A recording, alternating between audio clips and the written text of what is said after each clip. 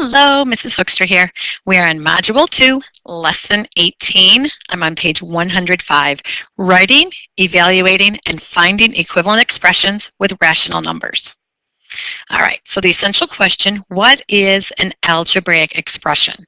Well, before we go too far, I want to kind of explain, literally give you the answer to that right now. Okay, an expression is different than an equation, and a lot of students get these confused, okay?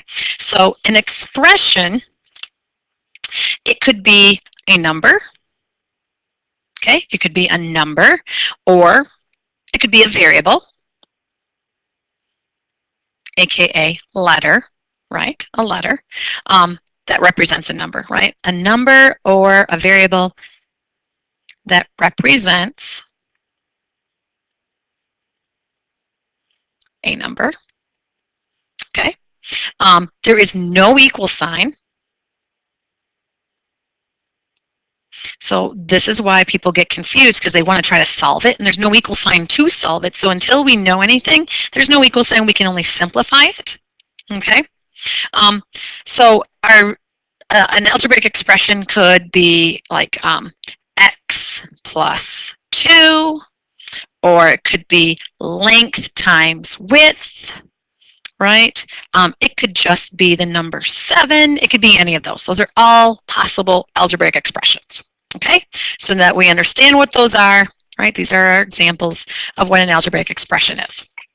All right, so let's take a look at exercise 1 here. It says, John's father asked him to compare several different cell phone plans and identify which plan will be the least expensive for the family. Use the information contained in the table below to answer the following questions. All right, so he goes out, he talks to company A, let's say, you know, whatever, AT&T or something, and there's a $70 fee, $20 for every phone line, $15 for unlimited texting per phone, and then, of course, we also have data, and that's $15 per phone or per access, right?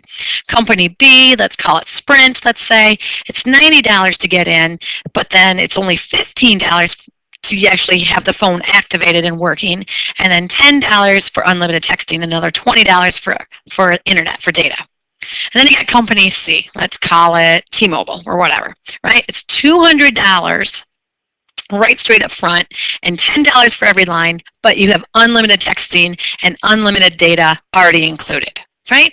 So you're like going, well, gee, I'm going to go with this company or that company, or this is the better deal. $70 is cheaper than $200.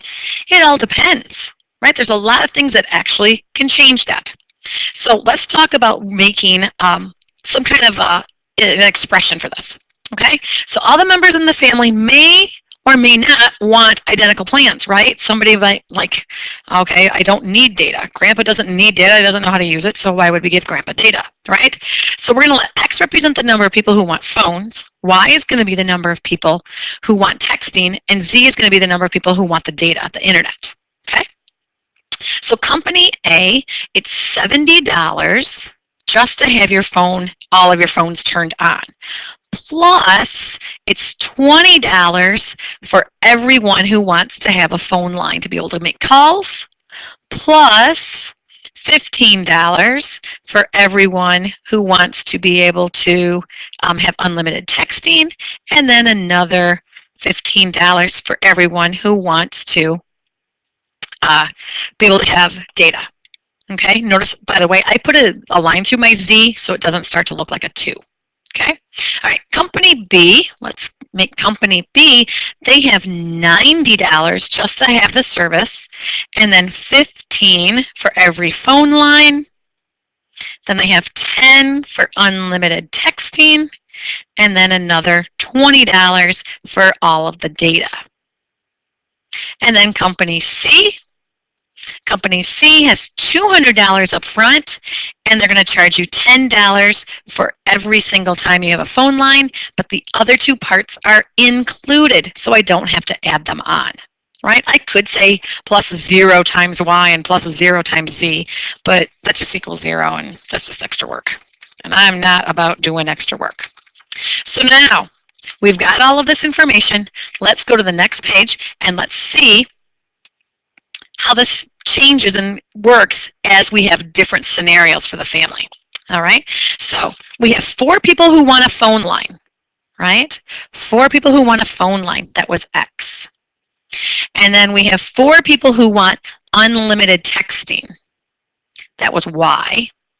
And then we have 2 people, right? We have 2 people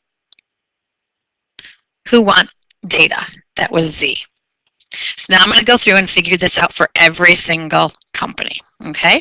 So we've got $70 for company A plus 20 times the 4 people who want the phone lines plus 15 times the 4 people who want the texting plus 15 times the 2 people who want to be able to use data, right?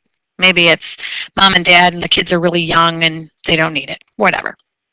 So when I go through, this is really 70, this equals 80, the other one is 60, the one next to it is 30, for a grand total of $240.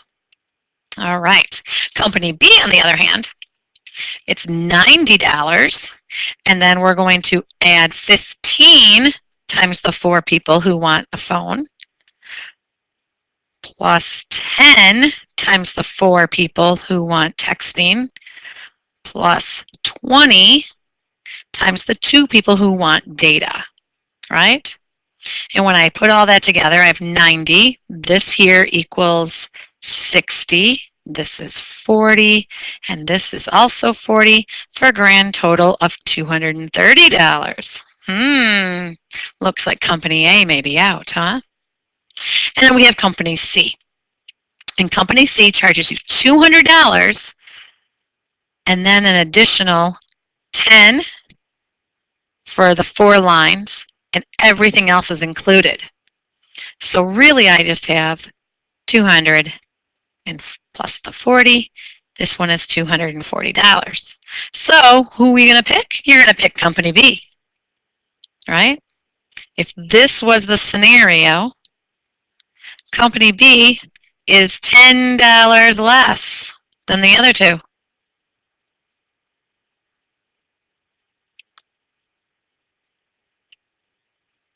Right? It's $10 less. So definitely $10 every month. That's $120 over the year, right? It's a nice pair of sneakers. Okay. Number 4, or B, excuse me. 4 people want a phone line. 4 people want a phone. We have 4 people who want unlimited texting, and all 4 want internet. Okay, so let's do the same thing again. We have $70 just to start up, 20 times the 4 people, plus 15 times all 4 people, plus 15 times all 4 people. Again, right, for all the different parts that they want. So 70, and then 80, 60, and 60. When I add that all up, it's $270. Oof. But remember, we got 2 more people using data, so I suppose it should cost more, right? Makes sense. All right, company B, it's $90 just to have the access, and then 15 times all 4 people, plus 10 times all 4 people, plus 20 times all 4 people. So we have 90 and what? 60, 40, and 80. Add that all up. $270. Oh, company A and B are the same. So, assuming that they have the same quality, right? Everything is the same between these 2. It wouldn't matter if you picked company A or company B. Well, let's see. Maybe C is in the same case where you're like, yeah, it doesn't matter. I don't know. Let's find out. So let's do $200 just to have access, and then it was $10 for all 4 people to have a phone line, right? So in other words, 200 plus the 40, $240. Who would have thought? So company C is what? $30 less than the other two.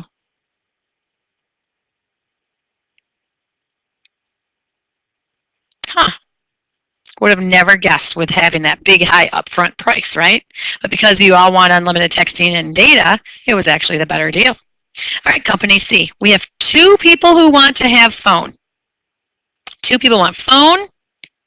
We have two people who want unlimited texting, and two want the internet. All right, so maybe it's just only mom and dad who are getting the phones, or maybe it's only the teenagers. The parents are like, don't need any of that, right? Grandpa and grandma, whatever. So we have $70 and then $20 for the two people, plus $15 for the two people, plus another $15 again for the two people for the data. So we have 70, 40, 30, and 30. This adds up to $170. That makes sense. Two people. It should be less than if it had been for all four. All right, company B. Company B is $90 plus 15 times the two people. And then we have 10 times the two people. And then we have 20 times the two people. And let's calculate theirs. So we have 90, 30, 20, and 40 for a grand total of $180. Oh, company A is looking best so far, but what about company C?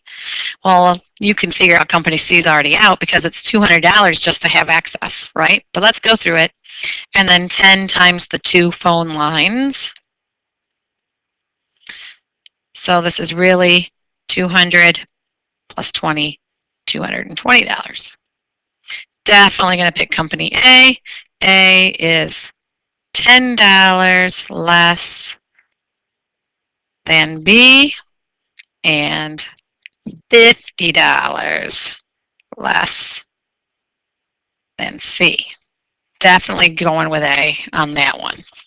Okay, so see how we can use all those different ways and different expressions to help us in the real world, right? I mean, I don't know about you guys, I actually do that when it comes time for my family to look at their new phone system. Okay, changing it up a little bit. Friends are going to a movie. 3 friends are going to a movie. Each person purchased, a medium-sized popcorn for P dollars and a small soft drink for S dollars. Write the equation, or the expression that represents the total amount of money in dollars the 3 friends spent at the concession stand. All right, well, I'm going to write this back down. P, I said, stood for popcorn. And we said S is for pop, right? Soft drinks. Okay, so write an expression. There's several different ways we could do this, right? We could make it where each person, right? We got Abby. She's going to buy a pop and or popcorn and a soda. Plus, we could have, right, there's Abby. Then we could have Betty, and she's going to buy a pop and a popcorn. And then we could have Christy, and she also is going to buy pop and a popcorn and pop. That's one way to write it. Each person individually, right? They get in line all one behind the other. Okay? Or they could have said, I will go and stand in line. Just give me your money, and I'll buy the popcorn and the pop, and I'll buy all 3 all together, all at once. Right? So that's a possible way to write it. Or, right, it's possible that one person got in one line and says, I'll buy all 3 popcorns, and the other person gets in line and they're going to buy all 3 pops, right? So that we're in the line, we don't have to sit there and wait and wait and wait. Each person, maybe one person like, I think my line's shorter than yours, I'm going to go over here. And that's another way to write it. All of them are equivalent. They're all equal. They're all similar, just different ways of writing it. Depends on how your brain sees it. Okay? I'm actually going to use the last 2. in this next part. If the concession stand chain charges $6.50 for a medium-sized popcorn and $4 for a soft drink, how much did the three friends spend on refreshments all together? So let's take a look at this first, well, the second one. I'm not using the first one at all. I'm going to do this one here. 3 times popcorn plus the soft drinks, right? So taking in all the numbers that they gave me. Popcorn, right, is $6.50. Drinks, the soft drink, is $4. Okay? So I'm just going to plug that in. So the 3 stays out there because it's the 3 friends. And then I'm going to have the what? $6.50 plus the soft drink, which was $4. Well, order of operations says work inside the parentheses first. And I end up getting what? $10.50. And then I'm just going to take 3 times $10.50, and I'm going to get $31.50 is how much they spent. Okay?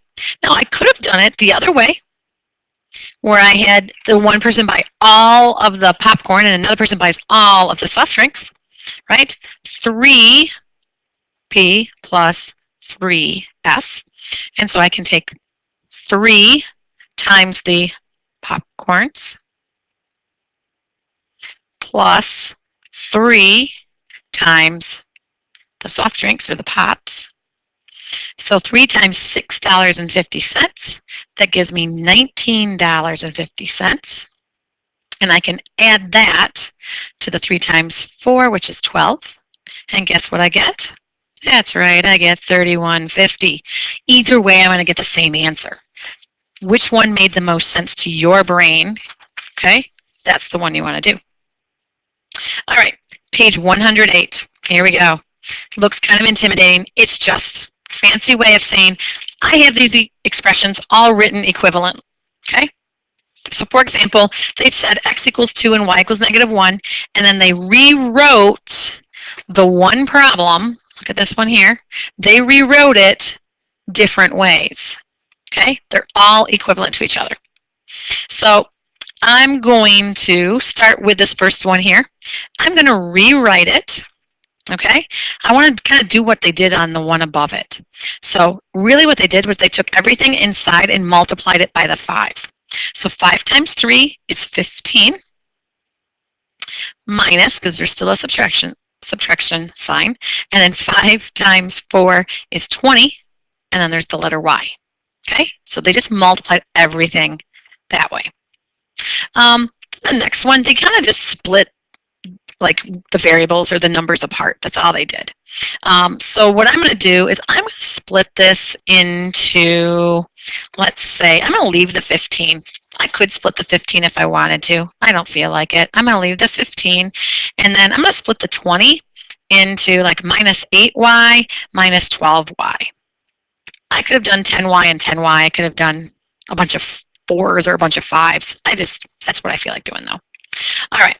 Now it says y equals 1. In the word evaluate, the fancy way of saying plug in and solve. That's all that this means. Okay? Evaluate, fancy way of saying plug in the number and solve it. All right? There's no equal signs, and you're going to work your way down the page. If you notice all the examples above, they work down the page. So I'm going to do 5 times 3 minus 4, and then where's the y? I'm going to put in a 1. Okay? Take a highlighter, do something so that you catch that you just plugged it in.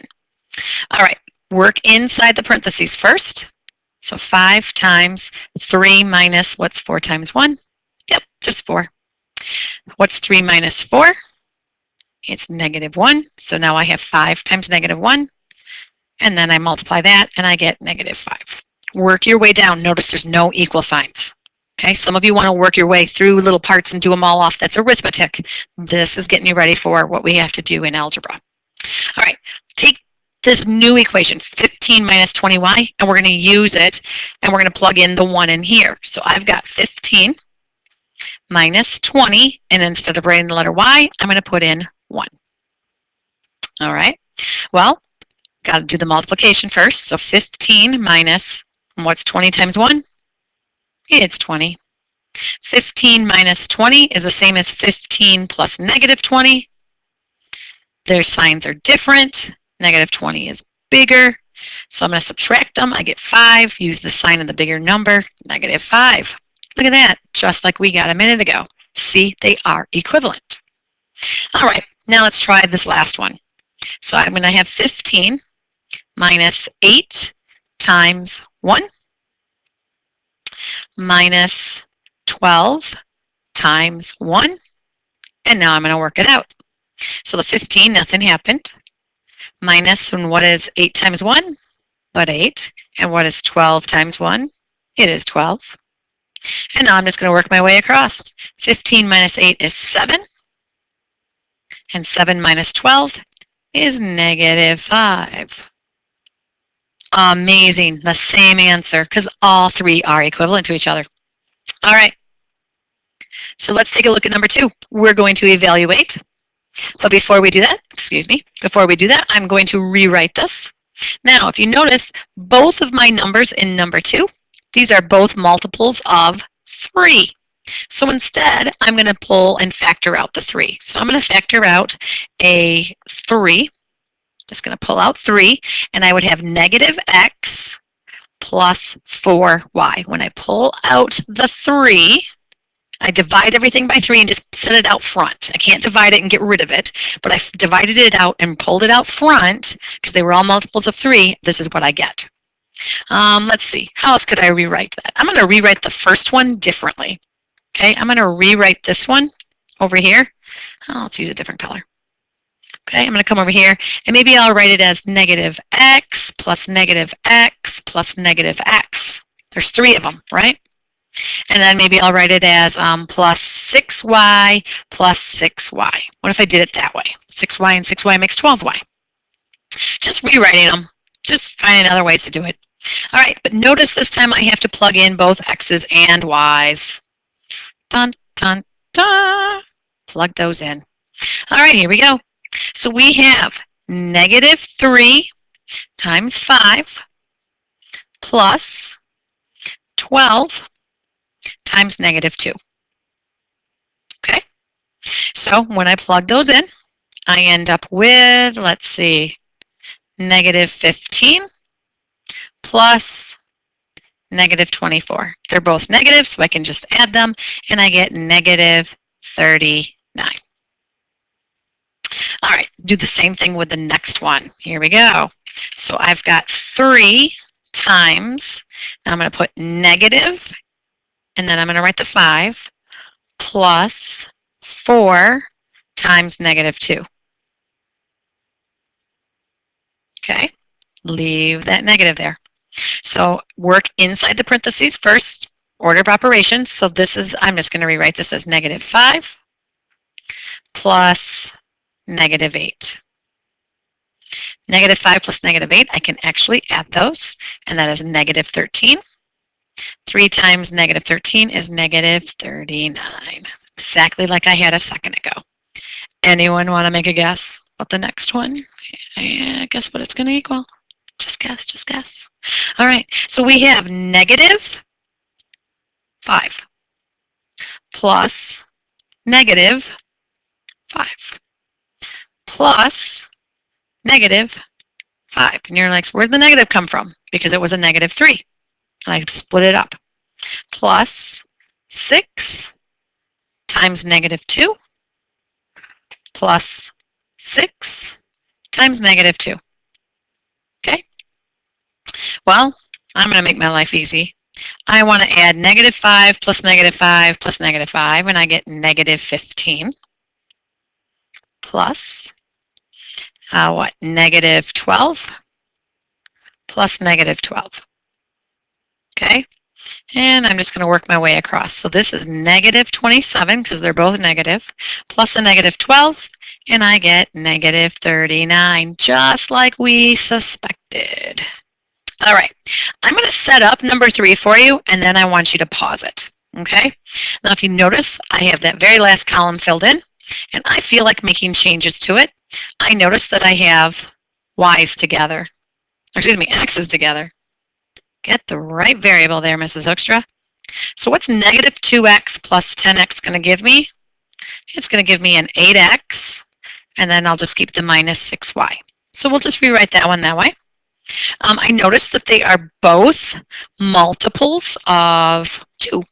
So I could factor a 2 out, right? If I pull a 2 out of there, divide everything by 2, I would have what? 4x minus 3y. If I had divided everything by 2, just bring the 2 outside, and what would I have left? I'd have that. All right, I want you to hit pause, substitute those in, okay, and see what you get versus what I have. So go ahead, hit pause right now, and see what you get. All right, take a look at what I got there. Right, I got negative 10s across the board. Did you get negative 10s? Hint, when you worked them out, if you didn't keep getting the same answer, you probably made a mistake somewhere. All right, so if you need to, go ahead, hit pause, fix yours so it matches mine, and I will see you all in class.